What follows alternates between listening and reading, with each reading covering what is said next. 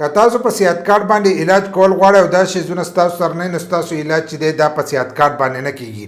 بل لا که ستاسو اوس ضرورت نه نو په راتلونکي وخت کې چې دی ستاسو هم صحت کارت ته چې دی ضرورت راتلی شي. نو دا ویډیو چې دی دا ستاسو دپاره ده، ځکه که دغه شان د ستاسو ضرورت راغی او تاسو هسپتال ته لاړئ نو هلته که بیا ستاسو علاج چې دی دا به نه کیږي. نو د وخت نه مخکې چې دی تاسو به خپل کاغذونه سره چې دي دا به د مخکې نه تیاروئ. که دغه تاسو نه تیار کړی او هسپتال ته لاړ شئ نو ستاسو د مریض علاج چې دی دا به نه کیږي. ځکه د خیبر پختونخوا وزیر علی امین ګنډاپور چې دی صحت کارت دوباره بحال کړی دی، خو د هغې دپاره څه څیزونه دي چې هغه لازم دي چې هغه ستاسو سره یې نه د هغې نه وروسته به ستاسو د مریض علاج چې دی په صحت کارت باندې کیږي. نو هغه کم څیزونه دي هغه راته به دې ویډیو کې وایم. د هغې دپاره چې دی ویډیو به پوره ګورئ، یو لایک شیر کمنټ چې دی ویډیو له به لازم ورکوئ. بل دا ویډیو معلوماتي ده نو دا راخلئ مخکې شیر کوئ چې نورو کسانو ته هم ورسي. نو صحت کارت چې دی هغه اوس ستاسو شناختي کارت دی. د دې نه مخکې به تاسو له جدا کارت درکوو د صحت کارت، خو اوس چې دی هغه ستاسو شناختي کارت چې دی په هغې باندې د صحت کارت سهولت چې دی دا موجود دی. خو په هر شناختي کارت باندې چې دی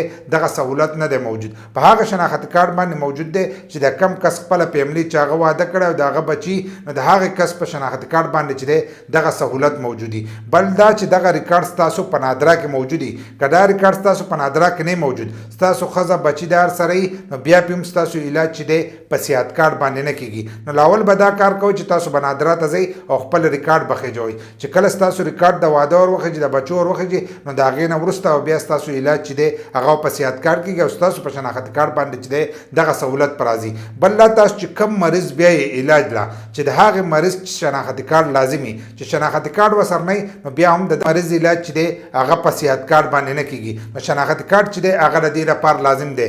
بیا ځینې دي د 18 کال نه کم ماشومان چې کم دي نو د هغو علاج چې دی هغه به هم په غیر د پارمبي نه چې دی هغه به نه کېږي. که ستاسو د ماشوم پارمبي نه نو بیا تاسو هم د هغه علاج چې دی هغه په صحت کارت باندې نه شئ کولی. که تازه ماشوم پیدا شي هم به تاسو هغه له چې دی پارمبي به لازم جوړوئ. چې کله پارمبي جوړ شي د هغې نه وروسته بیا ستاسو د دغه ماشوم علاج چې دی هغه په صحت کارت باندې کېږي. نو دا څیزونه چې دي د هغې دپاره لازم دي.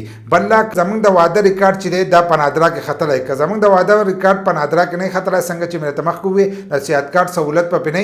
بل لا چې د خپلې زنانه دغه شناختي کارت چې دی هغه به په خپل نوم جوړوئ. که هغه ستاسو په نوم باندې نه نو بیا هم ستاسو د زنانه علاج چې دی هغه په دغه صحت کارت باندې چې دی دا نه کېږي. نو دا څیزونه چې دي دا د دې لپاره لازم دي. پارمبي او شناختي کارت چې دی دا لازم دی چې ستاسو د مریض سره دی. خو چې اکسپایر نه که اکسپایر نو بیا هم د هغوی علاج چې دی په دې باندې نه کېږي. دغه شانتې ستاسو کومه ښځه ده چې د هغې شناختي کارت ستاسو په نوم باندې که ستاسو په نوم باندې دغه شناختي کارت نه نو بیا هم د هغې هغه علاج چې دی دا نه کېږي. نو دا څیزونه د هغې لپاره لازم دي. دا به د مخکې نه تیاروئ نو د هغې نه وروسته تاسو بیا په صحت کارت باندې چې دی علاج کولی شئ. که دغه شانتې تاسو هسپتال ته لاړ شئ نو هم به یو وخت ضایع شي او هم به یو په کرایانو کمې روپۍ چې لګېدلي هم به هغه ضایع شي. نو دا څیزونه به د مخکې نه چې دی دا به تیاروئ. د هغې نه وروسته به ستاسو علاج چې دی هغه به په صحت کارت باندې کېږي.